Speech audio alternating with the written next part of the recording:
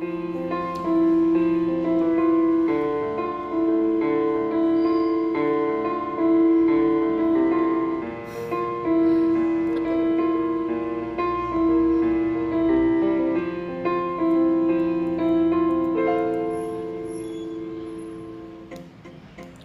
unang tingin agad nahuhumaling sa nagniningning mong mga mata, kay isang bituin na nagmula sa langit.